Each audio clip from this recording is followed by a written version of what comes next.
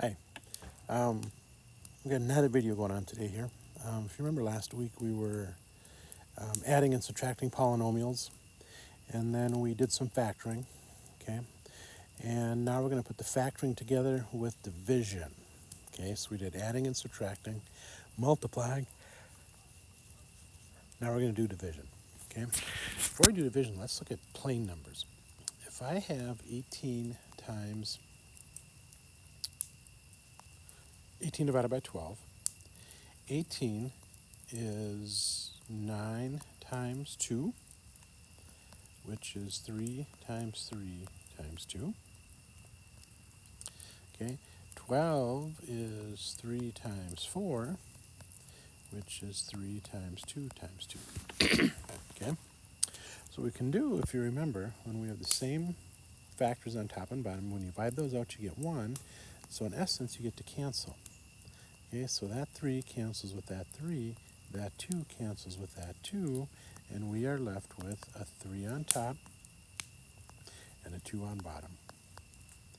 Okay, so you can cancel factors top and bottom. That's what happens with division.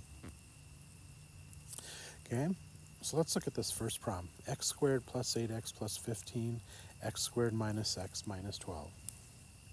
You may not cancel terms. Okay, so for instance, x squared plus 8x plus 15, x squared minus x minus 12. Okay, you may not cancel terms. I cannot go like this.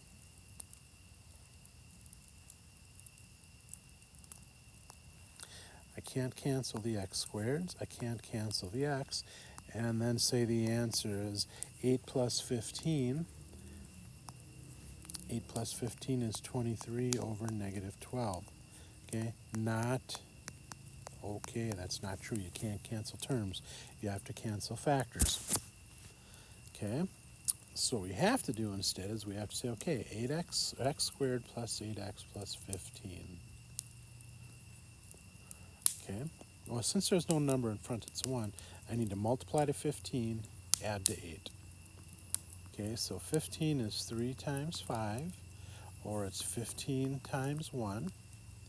And what adds to 8? 3 plus 5, or 15 plus 1? What's obviously the 3 and the 5. So it's x plus 3, x plus 5. Okay, my bottom, I need to multiply to negative 12. Okay, so let's do that right here. I need to multiply to a negative 12. I need to add to a negative 1. Okay, so it's 12 times 1, 6 times 2, 4 times 3. Which one would give me a negative 1 when I add? Okay, negative 12 plus 1 is negative 11. Negative 6 plus 2 is negative 4. Negative 4 plus 3 is negative 1. So again, I'm going to use the negative 4 and 3. X minus 4, x plus 3. Okay, so I'm going to clean that up. I'm just going to rewrite that so it's a little bit neater. I have x plus 3 times x plus 5 on the top. I have x minus 4 times x plus 3 on the bottom. And lo and behold, what we can do is we can cancel out the x plus 3's. So my final answer is x plus 5 on top and x minus 4 on the bottom. Okay, that's kind of like having left over a 3 on the top and the 2 on the bottom there. Okay, we got rid of the factors that were in common. And we kept the ones that were left over. Okay, so I just wanted, I thought I had 3 examples, and I guess I do. All right. Well, let's look at the bottom here. I need to multiply to to 36. I need to add to 15.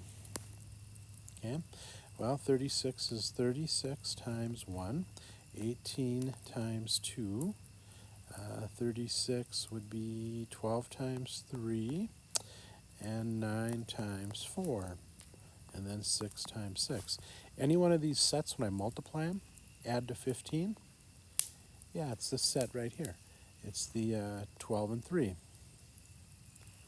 Okay, so I know the bottom.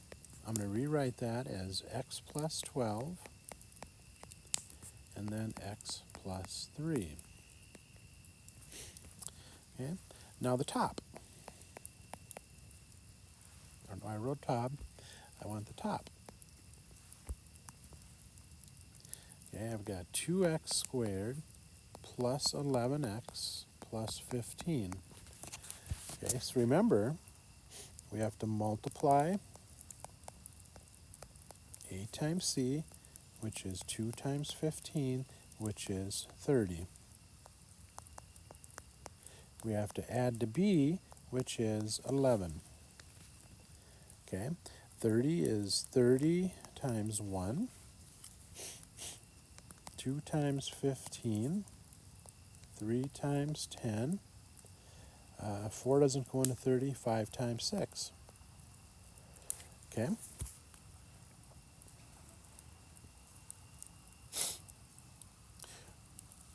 which one of those sets adds up to 11? Okay, well, obviously it's the 6 and the 5. So the top is x plus 6 times x plus 5. That's not right. I completely did that wrong. Okay, I need the two numbers that multiply to 30 and add to 11, and that is the 6 and the 5. That part was not wrong. What I did wrong, though, is I meant to do the box method. We have to factor this by grouping. So I'm going to put the 2x squared here. I'm going to put the 15 there. And then I'm going to put the 6x and the 5x. And then I look out here, and I say, what do a 2x squared and a 6x have in common? They have a 2x. So let me erase that. They have a 2x, okay, left with an x on top and a 3 on the bottom. Because remember, when I look at this, 2x times x is 2x squared. 2x times 3 is 6x. Now, what do a 5 and a 15 have in common? I'm going to take out a 5. Okay? Well, 5 times 3 is 15. 5 times x is 5x. So this becomes 2x plus 5, and then x plus 3. Okay? So I made a mistake up here. This should have been not x plus 6, x plus 5. It should have been 2x plus 5, and then x plus 3. And lo and behold, the x plus 3's cancel out. So my answer is, 2x plus 5, all divided by x plus 12. Okay? Now the last thing we're going to do is we're going to multiply these fraction exponents, because I just want you to see that when you multiply, you're multiplying across the top and the bottom. So what happens is I can look at this and I can say, okay, I know it's x and x. Okay, we're going to multiply to 15. We're going to add to negative 8. Okay, I'm on this one right here. I'm on the top. We have to multiply to 15. We have to add to negative 8. 15 is 15 times 1, or 3 times 5. Okay, and 3 plus 5 equals 8. Negative 3 and negative 5 equals negative 8. And negative 3 times negative 5 still equals positive 15. I can have two negative numbers up there. So I've got x minus 3, x plus 5. Okay. Down here I have to multiply to negative 8 and add to a negative 2, x minus 4, x plus 2. I have to multiply to a negative 20, and I've got to be 1 unit apart. Okay, so multiply to negative 20, and we've got to be a plus 1. Well, that would be a 5 times negative 4. X plus 5, x minus 4. And finally down here we have x plus 5 and x minus 3. Okay, so what I have here is a big division problem, x minus 3 from right there, x plus 5. I've got another x plus 5, and I have an x minus 4.